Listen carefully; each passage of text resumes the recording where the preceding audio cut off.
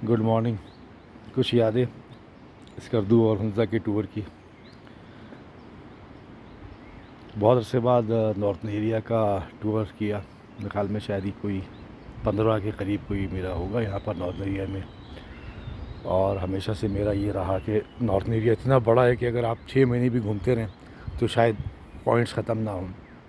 हर tour में आप नई चीज़ें देखते हैं या उन जगहों पे जाते हैं जहाँ पर आपको मज़ा आता है।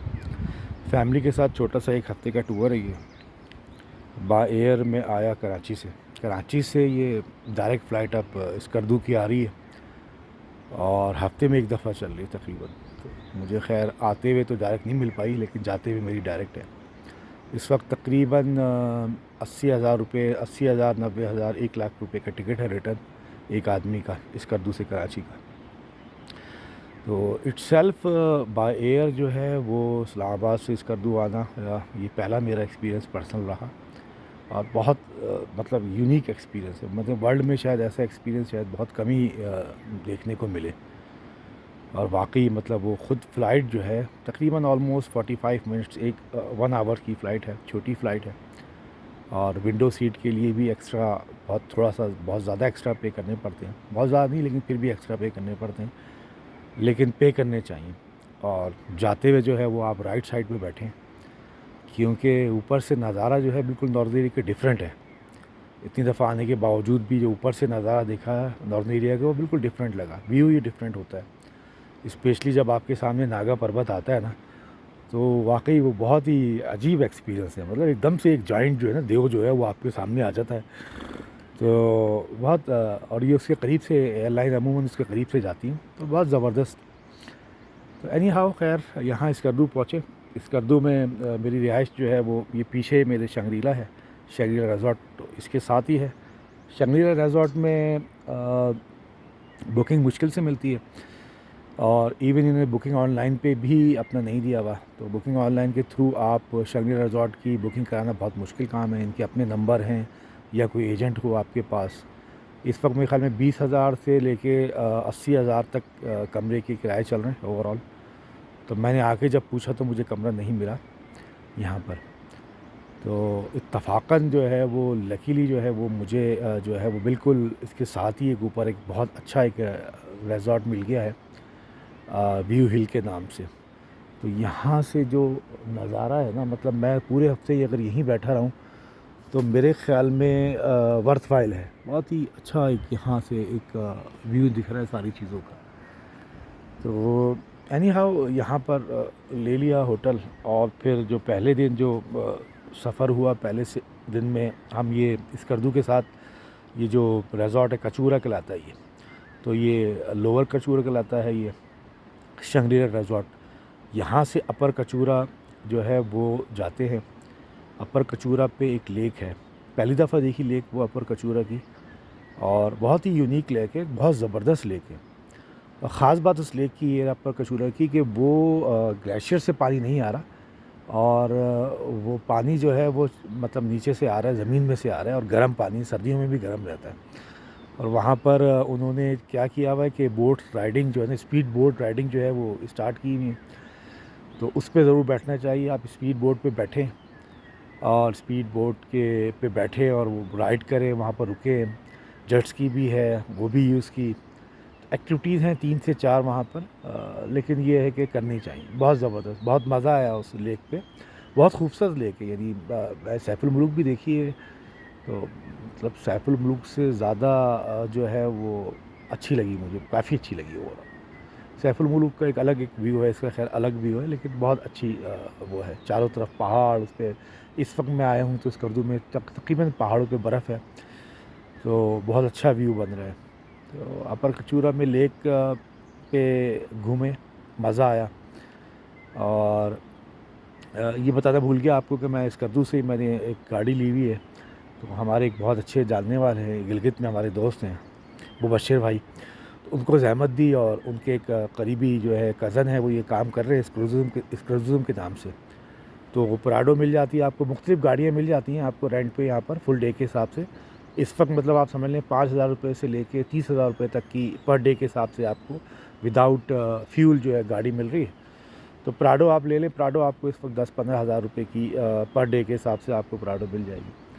तो वो उसमें बहुत आसानी रहती है। एनी हाउ तो स्कर्दू एयरपोर्ट से ही हमें पिक कर लिया था काशिफ़ ने, और सीधा हम जो है डायरेक्ट ही हम लोग अपर कचूरा गए। अपर कचूरा देखा, लेक देखी, फिर हम वहीं से आगे जो है सोक वैली है, सोक वैली वो देखी। अच्छी वैली है, खूबसूरत है। इंडस रिवर दरिया सिंध जो है वहाँ से गुज़र रहा है बेसिकली, और उस पे बैठे दरिया सिंध पे, वहाँ पर मछली खाई, ट्राउट खाएँ आप, वहाँ पर बैठें थोड़ा, बिल्कुल आपको जैसे सवात में बैठे हुए आप दरिया के साथ, वैसे ही ये पानी में पाँव डाल के ना, तो जाने की जगह है, बहुत करीब है। यानी ये अब आप समझ लें कि ये शंग्रीला रिज़ॉर्ट जो है, शंग्रीला रिज़ॉर्ट से अपर कचूरा की लेक जो है वो तकरीबन मुश्किल से जो है 15-20 मिनट का रास्ता है, 20 मिनट का जीप पे। और फिर अपर कचूरा से लेक जो है ये सोक वैली जो है, सोक वैली तक जाने में फिर ऑलमोस्ट 20-25 मिनट का रास्ता है। तो मज़ा आया, वहाँ पर दिन गुजारे, वापस आए। वापस आने के बाद फिर शंग्रीला रिज़ॉर्ट देखा अंदर जाके। टिकट है अंदर जाने का, अगर आपके पास रूम नहीं भी है, इस वक्त 1000 रुपये का चल रहा है रूम। और शंग्रीला रिज़ॉर्ट एज़ यूजुअल बहुत ही खूबसूरत है, बहुत ही वेल जो है वो मैनेज है। मतलब वहाँ पर जो गुलाब के फूल देखे मैंने, आज तक मैंने उस साइज़ का फूल नहीं देखा। मतलब आप समझ लें कि एक हाथ जितना जो है, मुट्ठी से बड़ा जो है ना, बहुत बड़ा एक गुलाब का फूल। बाकी झील आप बोट कर राइड कर सकते हैं उसके अंदर। उन्होंने कुछ एनिमल्स रखे हुए हैं, तो पहले भी देखा हुआ था शंग्रीला रिज़ॉर्ट, लेकिन इस वक्त ज़्यादा अच्छा लग रहा है क्योंकि आसपास जो है पहाड़ों पे थोड़ी बर्फ़ भी है, तो और ख़ूबसूरत जो है वो लग रहा है शंग्रीला रिज़ॉर्ट। तो पहले दिन तकरीबन ऑलमोस्ट थकन की वजह से ये सारी एक्टिविटीज़ कर ली, क्योंकि सुबह की फ़्लाइट होती है आपकी 8 बजे, आप आ जाते हैं ना, तो आपके पास पूरा दिन होता है। तो नॉर्मली उस दिन को भी आप स्पेंड कर सकते हैं, और ज़्यादातर लोग जो है डायरेक्ट ही एयरपोर्ट से चले जाते हैं। हम लोग भी डायरेक्ट ही एयरपोर्ट से अपर कचूरा चले गए थे, और फिर अपर लेक घूम फिर के फिर हम शंग्रीला करके हम रिज़ॉर्ट में अपने जहाँ होटल है वहाँ पर आए। दूसरे दिन का जो प्रोग्राम मैंने सेट किया वो देवसाई का किया। देवसाई यहाँ से जो है स्कर्दू से तकरीबन ऑलमोस्ट 2.5 घंटे 3 घंटे लगते हैं आपको जीप पे, गाड़ी पे। और बड़े मज़े की बात है कि आप छोटी गाड़ियाँ भी लोग लेके जा रहे हैं, ऑल्दो कि बेवकूफ़ी है वो, लेकिन छोटी गाड़ियाँ भी वहाँ पर जा रही हैं। और तकरीबन अभी ही खुला है, बिल्कुल मैं ये मई के एंड में हूँ, मई के एंड में बिल्कुल मेरे आने से कुछ 1 हफ़्ते पहले खुला है। लेकिन ऑलमोस्ट इन्होंने खोला है सिर्फ शुरू का एरिया खोला है। तो आप टॉप तक चले जाते हैं देवसाई में। टॉप पे जाके आप, क्योंकि देवसाई एक मैदान है, दुनिया का सबसे बड़ा मैदान है, इस हाइट के ऊपर कोई और मैदान नहीं है, तो उसकी एक अलग ही एक ब्यूटी है, उसमें चीज़ें हैं। तो टॉप तक हम चले गए, उसके बाद रास्ता बंद था, तो वहीं पर एंजॉय किया, ग्लेशियर्स पे, बर्फ़ पे। ओवरऑल कुछ लोगों को वहाँ पर आम खाते हुए देखा, हमारे पाकिस्तानियों को आम खाते हुए वहाँ पर, और आम फेंकते हुए छिलके देखे, तो उनको कुछ समझाया भी। लेकिन जन्नत है वो, बहुत ज़बरदस्त। वहाँ से आगे एक लेक है बहुत खूबसूरत, लेकिन हम वहाँ नहीं जा पाए। और इनिशियली प्रोग्राम मेरा यही था कि मैं वहाँ देवसाई से अस्तोर चला जाऊँगा, रामा चला जाऊँगा। वो तकरीबन 6-7 घंटे का रास्ता है, पूरा देवसाई क्रॉस करते हैं आप, पूरा देवसाई देखते हैं, लेकिन मैं वो नहीं देख पाया। लास्ट टाइम मैं देखा था, हम लोग अस्तोर से जब आए थे, तो यहाँ से प्रोग्राम था, लेकिन नहीं देख पाए। एनी हाउ फिर वापस आ गए हम देवसाई में। उसमें ऑलमोस्ट आपका पूरा दिन ही लग जाता है अगर आप यहाँ से जाते हैं यहाँ से स्कर्दू से देवसाई। तो वो घूमा। वापसी में यहाँ का शाही दीवान एक रेस्टोरेंट है, सबसे मशहूर और बड़ा रेस्टोरेंट है, और बहुत अच्छी क्वालिटी है उसकी, फ़ूड की क्वालिटी भी, फ़ूड अच्छी है और रेट भी अच्छे हैं। और मेरे ख्याल में नहीं, बल्कि ऐसे ही है, स्कर्दू का सबसे अच्छा रेस्टोरेंट है, बड़ा और अच्छा रेस्टोरेंट है यहाँ का। तो हमारे साथ जो काशिफ़ भाई थे उन्होंने रिकमेंड किया था, और गए थे, और वाकई वहाँ पर मज़ा आया। तो वहाँ पर खाना ना खाया, वापस आ गए। तो 2 दिन इस तरह गुजर गए स्कर्दू में। तीसरे दिन जो है वो निकले हम हुंज़ा के लिए, यहाँ से डायरेक्ट सुबह हुंज़ा के लिए निकले। हुंज़ा के लिए तकरीबन ऑलमोस्ट 6 घंटे का रास्ता है, 5-6 घंटे का रास्ता है जाते हुए। पहले हम गिलगित गए, गिलगित पहुंच गए थे हम 3.5 घंटे में। गिलगित आप यहाँ से पहुंच सकते हैं। गिलगित गए हम, हमारे मुबशिर भाई हमारे दोस्त हैं, सऊदी अरब के साथ ही होते हैं, तो उनकी मेहमान नवाज़ी का लुत्फ़ उठाया, और माशाल्लाह फैमिली से मिले, और वाकई बहुत अच्छा लगा उनसे मिलके। तो वहाँ पे बैठे, और खाया पिया उनके साथ। उसके पास 1 डेढ़ घंटे बैठ के फिर वहाँ से हम लोग हुंज़ा चले गए। रास्ते वहाँ से गिलगित से हुंज़ा ऑलमोस्ट 2 घंटे का रास्ता है। रास्ते में राका पोशी आती है 1 घंटे बाद। राका पोशी का व्यू आता है, व्यू पॉइंट, मज़ा आता है बैठने में वहाँ पर, बहुत ज़बरदस्त अच्छा पॉइंट है। बैठे वहाँ पर राका पोशी। तो फिर मैंने ईगल नेस्ट हुंज़ा में बेसिकली बुक की हुई थी। तो हुंज़ा में जो उनका बेस है वो अलियाबाद कहलाता है। अलियाबाद में भी होटल्स हैं ओवरऑल, वहाँ पे भी लोग प्रेफर करते हैं। लेकिन ये है कि हम तो पहले भी हुंज़ा आए थे, तो हम लोग ऊपर ही करीमाबाद पे रुके थे दोस्तों के साथ। मतलब बहुत पहले, तो बहुत ही यादगार टूर था वो। तो खैर उसकी बात ही क्या है, दोस्तों के साथ, अभी तो फैमिली के साथ हैं तो डिफरेंट आपको एक वो होता है। तो ऊपर करीमाबाद पे बिल्कुल टॉप पे है वो ईगल नेस्ट जो है वो उनका होटल है। अब 5 स्टार सर्विसेज है, मतलब नो डाउट, मतलब वहाँ पर 2 रातें स्टे किया ईगल नेस्ट में, और वैल्यू फॉर मनी है वहाँ रुकना। इस वक्त तकरीबन ऑलमोस्ट वहाँ पर 15-20 हज़ार रुपये का रूम चल रहा है। लेकिन ये है कि उनकी पॉलिसी स्ट्रिक्ट है, एक रूम में आपको 2% या ज़्यादा से ज़्यादा, मतलब एक बच्चा और अलाउ करते हैं, तो हमें 2 रूम्स लेने पड़े। लेकिन ब्रेकफास्ट इंक्लूड है, और व्यू वहाँ से ईगल नेस्ट पे अगर बैठे होटल पे ही, तो आपको कमरे के अंदर से ही आपको बालकोनी से इतना अच्छा व्यू मिलता है। तो वहाँ पर लेडी फिंगर एक माउंटेन है, लेडी फिंगर पीक है बर्फ़ पे, तो बहुत अच्छी नज़र आती है वहाँ से, पूरा अच्छी खासा वो नज़र आता है वहाँ पर। तो वहाँ से फिर उसी ईगल नेस्ट का पे अगर आपको ना भी मिल पाए, तो आपको वहाँ पर बहुत होटलें हैं, और भी अच्छी होटलें हैं, माकूल होटलें हैं, रीज़नेबल रेट पे भी मौजूद हैं। तो अगर आपके पास गाड़ी है तो रिकमेंडेशन ये है कि ऊपर ही जाके रुका जाए, किसी भी होटल में ऊपर रुक लें। वहाँ पर ईगल नेस्ट के एरिया में आगा खान साहब की एक ज़मीन है, बड़ी टॉप पे ना, काफ़ी बड़ी ज़मीन है। वहाँ उन्होंने सोलर पैनल लगाए हुए हैं, और उस पे भी जाने की अलाउ है, मतलब कोई भी जा सकता है वहाँ पर। और वहाँ पर जाके आप मतलब अगर आपका होटल ऐसा है कि आपको व्यू नहीं भी दिख रहा वहाँ से, तो वहाँ से बहुत ही प्यारा व्यू नज़र आता है, बिल्कुल टॉप का, पूरी वैली नज़र आती है। तो और मज़े की बात है, वहाँ से राका पोशी भी नज़र आता है, और राका पोशी के अलावा लेडी फिंगर जो ईगल नेस्ट से नज़र आ रही होती है, वो भी आपको नज़र आ रही होती है पीक, और तकरीबन 4-5 और पीक्स नज़र आ रही होती हैं। तो बहुत खूबसूरत मंज़र है वहाँ पर, अच्छा टाइम गुजार सकते हैं वहाँ पर। थोड़ा सा रास्ता ज़रा सा केयरफुल है, क्योंकि मतलब चढ़ाई है और स्लिपी है, कोई प्रॉपर वहाँ पर कोई सीढ़ियाँ नहीं बनी हुई हैं। और लेकिन ये कि हाइकिंग का शौक़ है बच्चे को, छोटे को, बेटे को, तो हाइकिंग का शौक़ था, तो उसको वहाँ पूरा हो गया। लेकिन बहुत मज़ा आया, बहुत अच्छा है वहाँ, ज़रूर जाना चाहिए। वहाँ गुजारा ये दिन, तो उसी में गुजर गया पूरा दिन, सफ़र में और वहाँ ईगल बैठने में। फिर हम चौथे दिन जो है वहाँ से निकले ईगल नेस्ट से, सुबह सुबह निकले सीधा पासू जो है कोंस की तरफ। पासू कोंस जो है वो तकरीबन आ जाता है 1.5 घंटे के, 1 घंटे 1.5 घंटे के फासले पर पासू कोन है, करीब है। और वो भी अच्छी जगह है जाने की, बहुत अच्छी, वैली भी अच्छी है। ख़ास बात ये है कि पासू कोन की मुझे थोड़ी सी ये लगी, बाकी तो इतनी ज़्यादा कोई यूनिक चीज़ नहीं है।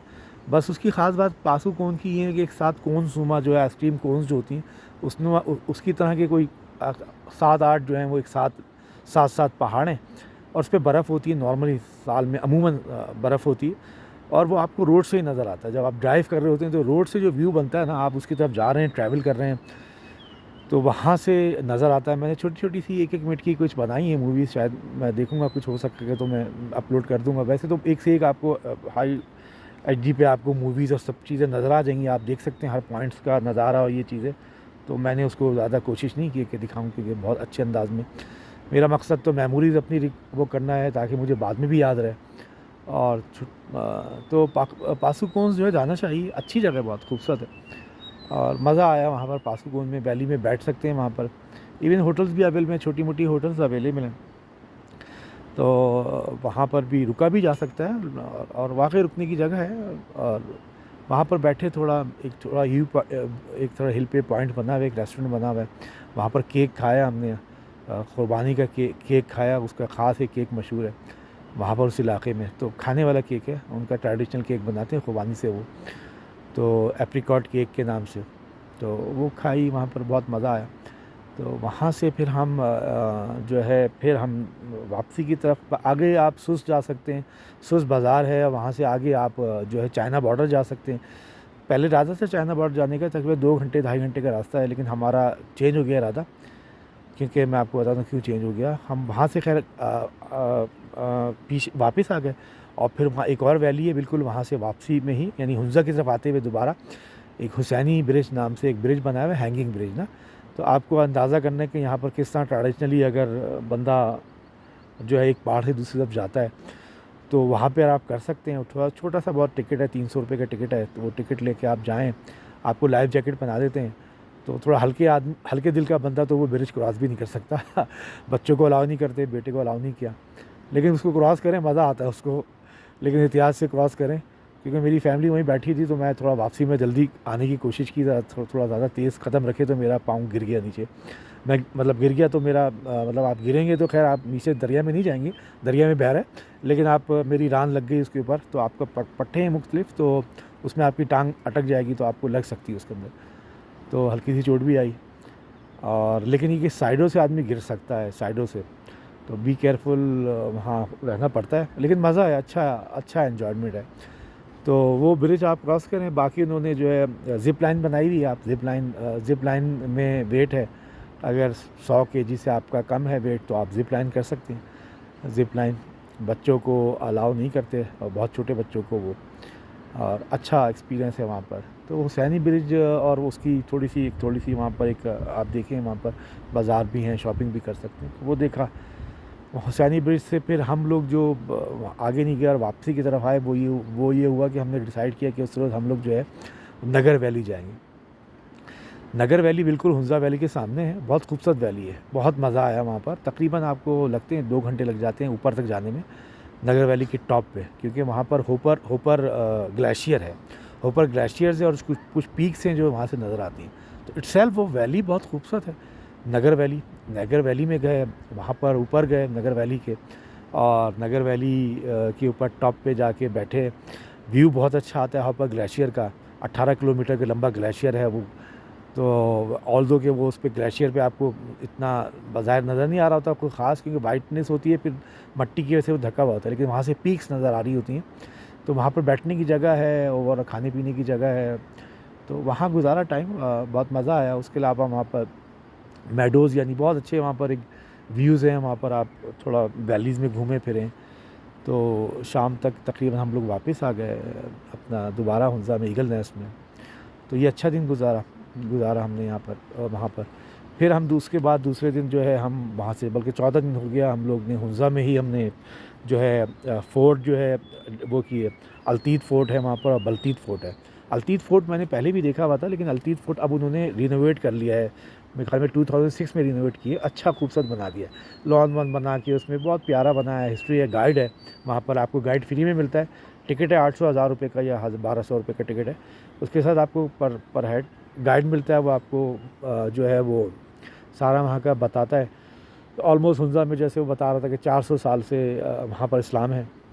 कोई सूफ़ी आए थे, कोई बुज़ुर्ग आए थे, कोई ईरान और उसकी तरफ से, ईरान की साइड से, तो सूफ़ीज़म फैला वहाँ पर। तो आगा खानी है नॉर्मली वहाँ पर, तो वहाँ पर पता ये चला कि तकरीबन ऑलमोस्ट तकरीबन 2000 से ज़्यादा सालों से यहाँ पर इंसान रह रहा है, बीसी से। अलेक्जेंडर ग्रेट जो है वो यहाँ से जब गुजरा तो उसकी कुछ फ़ौजें जो है वो, उनके लोग रुक गए। ओवरऑल भी खैर ये जो नॉर्दर्न एरिया है ना, इसमें ख़ास बात ये है कि ये क्योंकि सब टच करता है चाइना को, इंडिया को, और आपके ये जो है सेंट्रल एशिया को और पाकिस्तान की जो, तो ये जंक्शन है। तो यहाँ पर सिल्क रूट के थ्रू शुरू से ही हज़ारों साल से इंसान आता रहा, और छोटी छोटी बस्तियाँ आबाद होती गई। तो इस्लाम तकरीबन यहाँ पर 400 से 600, 400 साल से 800 साल के बस इस दरम्यान आया है इस्लाम यहाँ पर ओवरऑल। तो अल्तीत किला अच्छा है, देखने वाला है, मज़ा आया वहाँ पर थोड़ा सा। फिर बल्तीत किले चले गए, बल्तीत किला भी देखा, वहीं पर करीब में है बल्तीत किला। तो वो थोड़ा बड़ा है और वो इतना पुराना नहीं है। अल्तीत किला जो है तकरीबन 1200 साल पुराना बना हुआ है। बल्तीत जो है वो 700-800 साल से बना हुआ है। और अल्तीत में ये है कि आपको थोड़ा ग्रीनरी भी दिखती है, उनके लॉन उन्होंने बहुत अच्छे बनाए हुए हैं अल्तीत किले के अंदर। छोटा है, मज़ा आता है, ज़्यादा आपको चढ़ना नहीं पड़ता, आराम से एक्सेस है उसका अल्तीत का। बल्तीत किले का ये कि थोड़ा आपको चलना पड़ता है, 15 मिनट तक ऊपर चलना पड़ता है पैदल। ऑल्दो की जीप ले जाती है आपको थोड़ा सा, लेकिन फिर भी आपको 15 मिनट थोड़ा सा चलना पड़ता है। और वहाँ पर ये है कि थोड़ी वैरायटी ज़्यादा है, थोड़े बर्तन वर्तन इस तरह की चीज़ें उन्होंने ज़्यादा रखी हुई है। लेकिन ये है कि ठीक है, मज़ा आया, वहाँ पे भी अच्छा है, गाइड मिला। तो वहीं से फिर हम सुबह में, क्योंकि हमने ये किले कैसल देख लिए थे, तो सीधा हम वापसी आए स्कर्दू की तरफ, क्योंकि मेरी स्कर्दू से रिटर्न थी। तो आते हुए जो है वो बहुत ही यूनिक एक्सपीरियंस हुआ लैंड स्लाइडिंग का, और अंदाज़ा हो गया कि भाई ये वैलीज़ जो है वो जितनी खूबसूरत लगती हैं कितनी खौफनाक। और लैंड स्लाइडिंग जो सुनते हैं ना हम, तो वो वाकई एक मतलब एक बस अल्लाह ताला बचाए, वहाँ पर हम लोग बिल्कुल फंस गए थे और कुछ अंदाज़ा नहीं होता कितनी देर स्टक रहेंगे।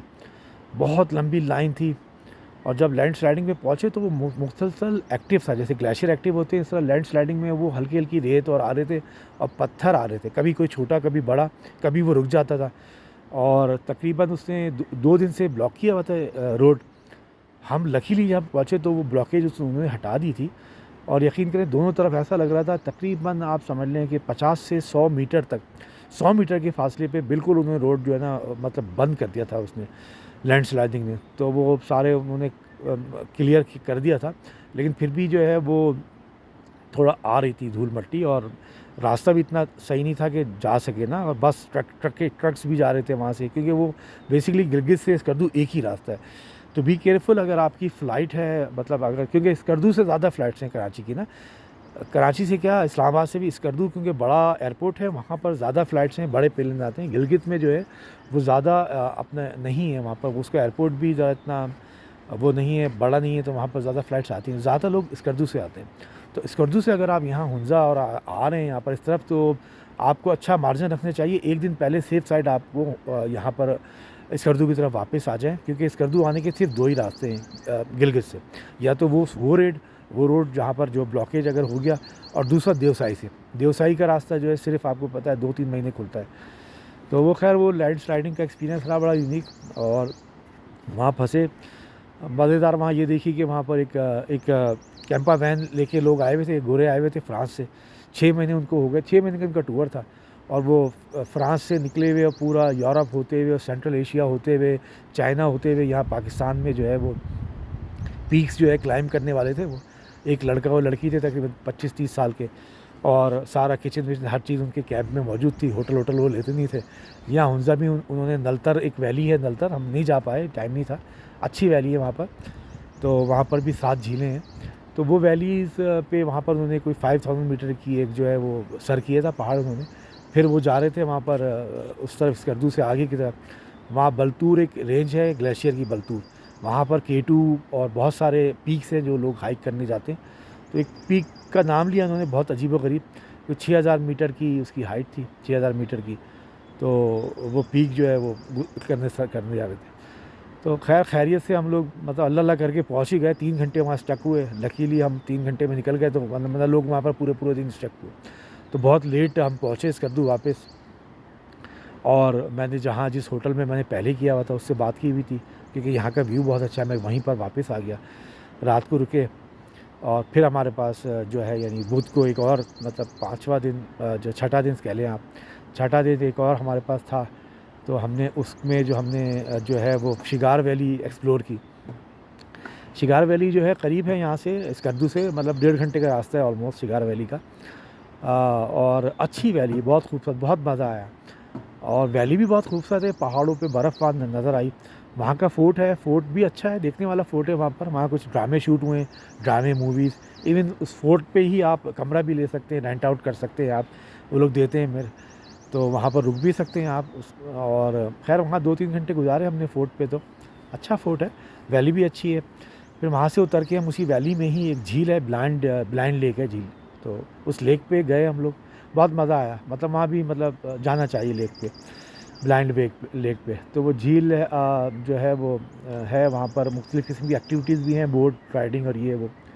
बाकी तो वहाँ पर बैठ के आप चाय पकौड़े खाएं जो हमने खाए या जो चाय करें आप, लेकिन अच्छा टाइम गुजार सकते हैं। वैसे भी जब आप शिगार वैली से निकलते हैं, तो यहाँ स्कर्दू से निकलते हैं, तो आपके पास 4-5 पॉइंट होते हैं। तो पहले आप शिगार वैली देखते हैं, वहाँ फ़ोर्ट पे टाइम गुजारते हैं, फिर वहाँ से लेक पे टाइम गुजारें आप, तो आपको शाम हो जाए, क्योंकि वापसी में वहीं पर शिगार वैली के साथ ही जो है ना वो यूनिक, दुनिया की एक यूनिक डेज़र्ट है, कोल्ड डेज़र्ट कहते हैं, और सबरंगा भी कहते हैं उसको, अजीब सा इनका नाम है। तो वो डेज़र्ट जो है वो दुनिया में कमाल की बात है कि इस पहाड़ पे इतनी ऊंचाई पे डेज़र्ट होना अजीब-व-गरीब बात है, क्योंकि जहाँ डेज़र्ट्स हैं वो बेसिकली वहाँ समंदर हुआ करता था।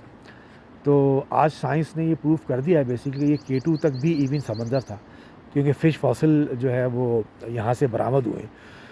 तो बहुत अजीब-व-गरीब मतलब एक्सपीरियंस है कि आप यहाँ पर तकरीबन ये आप समझिए स्कर्दू और हुंज़ा जो है 3000 मीटर की हाइट पे हैं ये एरियाज़। 3000 मीटर की हाइट पे आप जो है वो सतह समंदर से आप डेज़र्ट है। अच्छा, डेज़र्ट में उन्होंने एक्टिविटीज़ कोल्ड कोल्ड डेज़र्ट में एक्टिविटीज़ रखी हुई हैं। पैराग्लाइडिंग है एक्चुअली, और पैराग्लाइडिंग करें आप पैसे खैर उसके ज़्यादा चार्ज कर रहे हैं, 12,000 रुपये चार्ज कर रहे हैं तकरीबन एक बंदे के, और कोई 15 मिनट की खैर हल्की सी वो पैराग्लाइडिंग है, और साथ में पायलट होता है वो लेके जाता है, और उसमें भी वेट का सिस्टम है। मैं जब हम पर पहुँचे तो हवा तेज़ थी, तो उन्होंने मुझे तो अलाउ नहीं किया बैठना उसमें, और मेरा बेटा जो है वो उसको भी अलाउ नहीं किया, वो छोटा था। बेटी को अलाउ किया तो उसने वो की पैराग्लाइडिंग, मज़ा आया उसमें पैराग्लाइडिंग करने में ना। तो अच्छी एक्टिविटी है खैर। और दूसरा उससे पैराग्लाइडिंग के साथ एक और जो मज़ेदार एक्टिविटी है वो है जीप राइडिंग। तो डेज़र्ट जिसको गल्फ़ में जिसे नहीं किया करना चाहता है तो वो करे। वो जीप मिल जाती है, तकरीबन 10,000 रुपये की जीप है। तो वो जीप में आप बैठे हैं फैमिली के साथ, पूरी जीप मिल जाती है, और वो आपको तकरीबन 20-25 मिनट का टूर देता है डेज़र्ट का। क्योंकि डेज़र्ट आपको अगर जीप नहीं लेंगे तो आप डेज़र्ट को सही मायने में समझ भी नहीं पाएंगे, क्योंकि उन्होंने जो मतलब जो एक्सेस बनाया है वो पीछे बनाया हुआ है, काफ़ी दूर बनाया हुआ है। तो अगर डेज़र्ट वाक़ई समझना है, देखना है, जाना है तो आपको जीप करनी ही पड़ती है। मतलब ये मतलब आप कह लें बदमाशी है या कुछ भी कह लें, मतलब वहाँ पर टेंडर गवर्नमेंट देती है और कंपनीज़ टेंडर लेती हैं, और वहाँ पर कंपनीज़ ने उसको वो किया हुआ है, तो वो अपने टिकट भी लगाए हुए हैं और अपनी एक्टिविटीज़ की हुई हैं। तो अच्छे खासे पैसे बना रहे हैं वहाँ पर कंपनीज़ जो है। तो वो डेज़र्ट आप जीप लेंगे तो डेज़र्ट एक्सप्लोर कर पाएँगे, वरना आप डेज़र्ट एक्सप्लोर ही नहीं कर पाएँगे। तो वहाँ मज़ा आया, अच्छा डेज़र्ट जीप राइड किया, वहाँ पर पिक्चर्स लीं, वापस आ गए, और उसके बाद फिर वहाँ से फिर हम वापस आए स्कर्दू शहर की तरफ। वहाँ पर खाना वाना खाया, कुछ शॉपिंग वॉपिंग की। एक और मशहूर रेस्टोरेंट है वहाँ का, उसका नाम याद नहीं आ रहा मुझे, खैर तो इतना खैर बहुत ज़्यादा मज़ा नहीं आया उस रेस्टोरेंट में शाही दीवान के मुकाबले में, लेकिन अच्छा वो भी टॉप का रेस्टोरेंट है। तो वहाँ से फिर रात को वापस आ गए, और अभी मेरी सुबह में फ़्लाइट है, और फ़्लाइट के लिए मैं निकल रहा हूँ, खैर खैरियत से पहुँचूँगा। तो मुझे लगता है कि मैंने कुछ ना कुछ अपनी मेमोरीज़ कैप्चर कर ली, बाद में देखेंगे तो मज़ा आएगा। चलें, ओके।